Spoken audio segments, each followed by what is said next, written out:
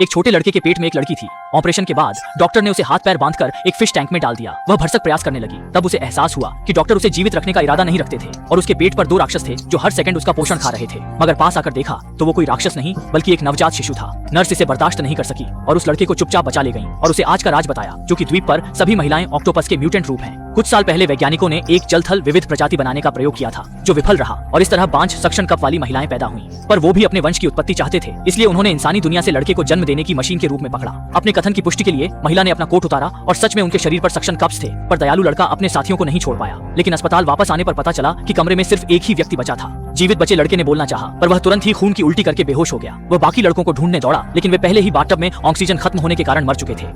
उसे आघात पहुंचाने का वक्त नहीं था क्योंकि चिकित्सक पुनः उसे सर्जरी टेबल पर तैयार कर चुके थे। परंतु सौभाग्य से प्रधान सर्जन वही नर्स थी। उसने युवक को फिर से सागर के तट पर ले जाया और दोनों गहरे पानी में कूद पड़े। न जाने कितने समय तक तैरने के पश्चात उन्हें एक परित्यक्त नौका मिली। उसने युवक और 200 वर्ष पुराने द्वीप के बारे में सोचा मगर अंततः उसने द्वीप के रहस्य को निजी बनाए रखने का निर्णय लिया। जब देर रात को नगर के दीप झलके वहीं उस युवक का सच्चा घर था। जहाँ तक सिनेमा की उस गर्भ रक्षा अमृत की बात है, वह कुछ ऐसा था जो मानव को भुलाने की शक्ति देता है। शायद युवक सहज ही चुना गया था, तभी वह हमेशा द्वीप पर असंभव प्रतीत होने वाली वस्तुएं ला सकता था। मैं उत्तर भाई हूँ, पुनर्मिलन होगा।